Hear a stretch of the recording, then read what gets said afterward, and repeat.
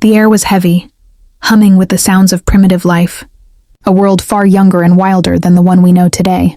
Vast grasslands stretched endlessly, broken only by patches of twisted trees and cracked earth where rain had not fallen for months. The sun blazed high, unforgiving, beating down on herds of colossal beasts that wandered in slow, weary movements.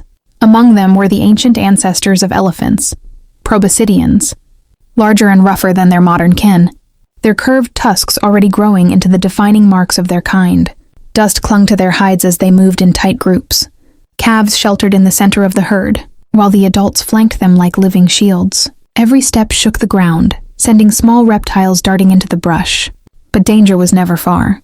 In the tall grasses, golden eyes watched, saber-toothed cats, patient and silent, waiting for a calf to stray. Packs of giant hyenas circled too, following the herd in hopes of weakness. The land was ruled by hunger, and the weak were claimed quickly. At the heart of this struggle, the tusks glinted in the sun. They were not mere ornaments. They were tools shaped by the slow hand of evolution. With them, these beasts dug at the hard earth for hidden water, snapped branches from stubborn trees, and pushed through tangled undergrowth. Yet in every flash of light off Ivory, there was the hint of something more. The promise that these growing tusks would one day be weapons, sharp and unyielding, in a world where only the strongest survived.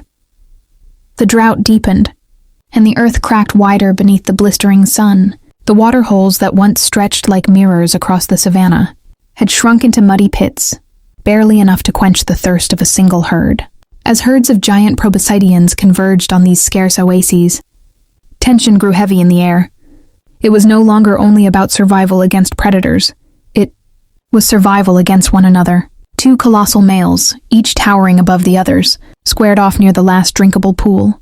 Their hides were scarred from past battles, their eyes burning with the fire of desperation. The ground trembled as they charged, tusks colliding with a sound like breaking trees.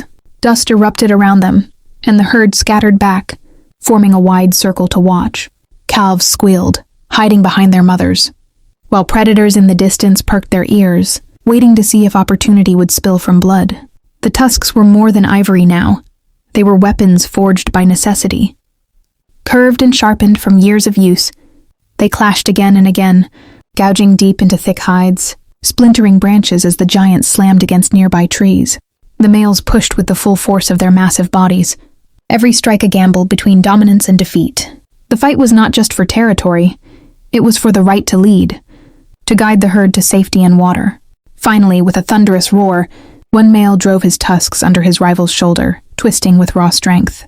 The defeated giant stumbled, bleeding, limping away into the wilderness where survival was uncertain. The victor lifted his tusks high, trumpeting into the vast savanna. His strength had been proven, and the herd followed him, knowing his tusks were not just weapons but the path to their future. Ivory had become the language of power, deciding which bloodline would endure the trials of a brutal world. Shadows stretched long across the savanna. As the day slipped toward dusk, the heat eased, but danger only grew sharper in the cool air. From the tall grasses, the low growls of saber-toothed cats rumbled, their massive fangs glinting in the dying light. They moved with patience and precision, circling the herd of proboscideans like silent hunters at a feast. Their target was clear, the youngest calf, small and vulnerable, still stumbling on its unsteady legs. The herd sensed the threat. Mothers rumbled deep warnings, pressing the calves closer into the heart of their circle. Then, in a display of unity forged by survival, the giants lowered their heads in unison, their tusks long and gleaming, pointed outward like the walls of a fortress. Every curved blade of ivory became part of a barrier no predator could breach without risking death. One of the saber-tooths lunged, emboldened by hunger. But the matriarch answered with a trumpet of rage. She charged with terrifying speed, her tusks thrust forward like spears. The predator had no time to retreat. Her ivory gored its flank, lifting the cat and flinging it to the ground with a sickening thud. The others snarled, hesitated, and then slipped back into the grass, unwilling to face such deadly power. The calf cried, trembling but unharmed, while the herd gathered tighter, their tusks still raised. In that moment, the ivory was more than a weapon of dominance. It was a shield of survival, a living wall that turned fragile life into something untouchable. Against claw and fang, against hunger and death, the tusks had transformed into the difference between extinction and endurance. Generations passed like the slow turning of seasons, and the rhythm of life on the savanna continued under the relentless sun. The herds grew, migrated, fought, and endured, each leaving behind stories written not in words but in scars, bones, and tusks. The ivory of the proboscideans had become something greater than mere extensions of their bodies. It was evolution's answer to a world that demanded strength, cunning, and resilience.